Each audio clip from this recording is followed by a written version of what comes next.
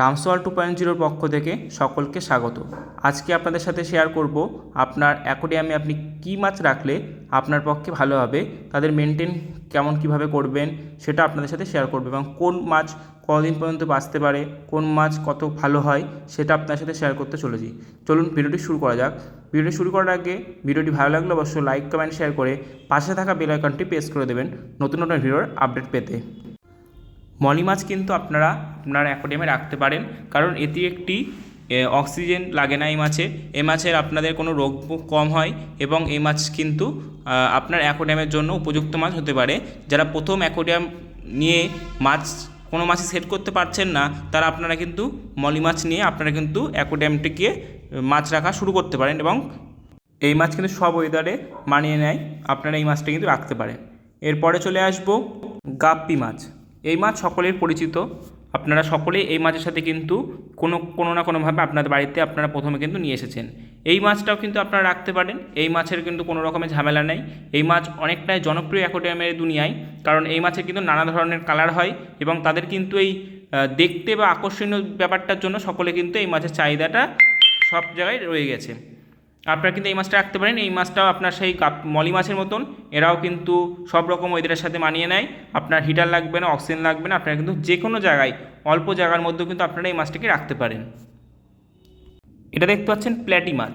প্ল্যাটি মাছটা কিন্তু অনেকটা মলি মাছের মতনই, এটাও আপনারা কিন্তু সব জায়গায় সব রকমভাবে কিন্তু সব রকম পরিস্থিতি কিন্তু আপনারা রাখতে পারেন। এদেরও কিন্তু মলি মাছের মতনই, এদের কিন্তু আপনি অক্সিজেন লাগবে না, কোনো মেনটেনেন্সের কোনো ব্যাপার নেই, এদের শরীর খারাপ খুবই কম হয় বললে চলে। মলি মাছের মতনই আপনারা কিন্তু এটাকেও রাখতে পারেন। এটা দেখতে পাচ্ছেন গোড়ামি মাছ। এটাও কিন্তু আপনারা অ্যাকোয়ারিয়ামে রাখতে পারেন। এটা কিন্তু আগে যে মাছগুলো দেখালাম সবচেয়ে যদি হাডি মাছ বলতে চান সেটা কিন্তু এই মাছটা কিন্তু আপনারা সব জায়গায় রাখতে পারেন, এবং আমি নিজে রেখে দেখেছি এই মাছটা কিন্তু অত সহজে কিন্তু মারা যায় না, এবং এটা অন্য রকমের মাছের থেকে আপনি যেসব মাছ বলছেন সব থেকে কিন্তু বেস্ট মাছ যদি রাখতে পারেন সেটা হচ্ছে এই মাছটা। এই মাছ কিন্তু আপনারা অনেক ধরনের কালারের পেয়ে যাবেন। এটা অনেকে আমাদের দেশীয় মাছ, যেমন অনেক দেশীয় একটি মাছ অনেক জায়গায় অনেক রকম নামে বলে। এই মাছটা আপনারা কিন্তু মাছ বাজারেও দেখতে পেয়েছেন। আমাদের অ্যাকোয়ারিয়ামের ভাষায় এই মাছটাকে বলা হয় গোড়ামি মাছ। এটা দেখতে পাচ্ছেন এটি শার্ক মাছ। আপনারা যারা ভাবছেন একটু বড় মাছ রাখবেন তারা কিন্তু আপনারা এই মাছটিকে রাখতে পারেন, কারণ এটি কিন্তু আপনার চোখের সামনেই কিন্তু মাছটি বড় হবে। অনেকে আমরা মাছটাকে নিজের বাড়িতে বড় দেখতে চাই, কিন্তু দেখা যায় যে গোল্ডফিশ বা অন্য রকমের কোনো মাছ নিয়ে আসছেন, সেটা কিন্তু বাড়ছে না। আপনারা যারা হাল ছেড়ে দিয়েছেন অ্যাকোয়ারিয়ামের প্রতি, অ্যাকোয়ারিয়ামটা ভালো আছে কিন্তু অ্যাকোয়ারিয়ামে কোনো মাছ নেই, আপনারা কিন্তু এই মাছটিকে রাখতে পারেন, কারণ এই মাছটি খুবই কম মারা যায়, এবং এটি কিন্তু অ্যালবিনো হয়। আবার আমি যেটা ছবিতে দেখালাম সেরকমও হয়। এই মাছগুলি কিন্তু আপনারা রাখতে পারেন। এই মাছগুলি কিন্তু খুবই কম মরে না বললেই চলে, আর এটি কিন্তু আপনার চোখের সামনে আপনি দেখতে পারবেন মাছটি কিন্তু বড় হয়ে যাবে। আর যত বড় অ্যাকোয়ারিয়াম রাখবেন তত বড় কিন্তু মাছ বাড়বে। আপনি যদি ভাবেন ছোটো অ্যাকোয়ারিয়াম রেখে মাছ বড় করবো, সেক্ষেত্রে কিন্তু আপনার কোনোদিনই মাছটি কিন্তু বড় হবে না, কারণ মাছটি কিন্তু পর্যাপ্ত পরিমাণে জল লাগে, পর্যাপ্ত পরিমাণে খাবার লাগে। কিছু কম খাবার দিলে কিন্তু মাছটি আপনার বড় হবে না, কিন্তু বেশি খাবার দিলে কিন্তু মাছটি মারা যাওয়ার সম্ভাবনা বেশি থাকে। অনেক সময় দেখা যায় আপনারা কিন্তু মাছ রাখছেন, খাবার ঠিক মতো দিচ্ছেন, কিন্তু মাছটা দেখছেন জলটা নোংরা হয়ে যাচ্ছে, কিছুদিন পর দেখছেন মাছটা মারা যাচ্ছে। অনেক সময় দেখা যায় যে সূর্যের আলোর মধ্যে আপনারা কিন্তু মাছটা কিন্তু রেখে দেন, এক্ষেত্রে কী হবে, আপনার জলটি কিন্তু সবুজ হয়ে যাবে। অন্য একটি ভিডিওতে আপনাদেরকে নিয়ে আসবো যে কীভাবে সবুজ জল করবেন, কারণ এই সবুজ জলে কিন্তু অনেক উপকারিতা রয়েছে।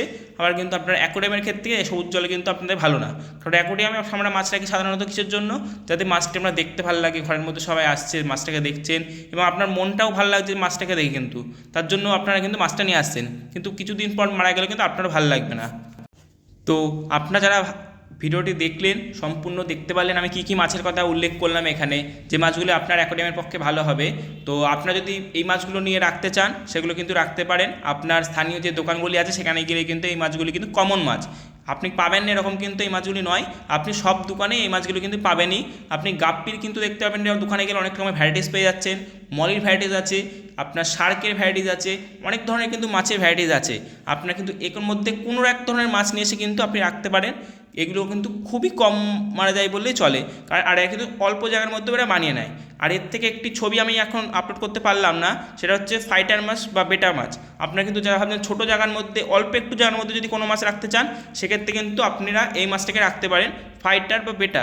দেখতে পারবেন আপনার দোকানে গেলে, অ্যাকোয়ারিয়ামের দোকানে গেলে দেখতে পাবেন ছোটো ছোটো জায়গায় কোনো কোটোর মধ্যে কিন্তু এই মাছগুলি আরামসে থেকে যায়। তো আপনারা এই মাছগুলি কিন্তু আরও ভালো।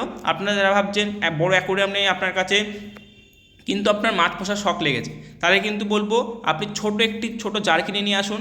জারের মধ্যে ওই একটি মাছকে রেখে দিন, আপনি দুবেলা খাবার দেবেন, দেখবেন ওই মাছটি কিন্তু খুবই সুন্দর দেখতে লাগে। এবং যত আপনি একটু দাম দিয়ে নেবেন তত কিন্তু ভালো কোয়ালিটি পাবেন মাছটাকে। ওই মাছটা কিন্তু আপনার অনেক ধরনের কোয়ালিটি হয়, অনেক ধরনের কালার হয়, আপনারা সেটা কিন্তু দেখে নিতে পারবেন। তো আপনার ভিডিওটি যদি ভালো লেগে কোনো আপনার উপকারে লেগে থাকে, লাইক কমেন্ট শেয়ার করে পাশে থাকা বেল আইকনটি প্রেস করে দেবেন নতুন নতুন ভিডিও আপডেট পেতে। ধন্যবাদ।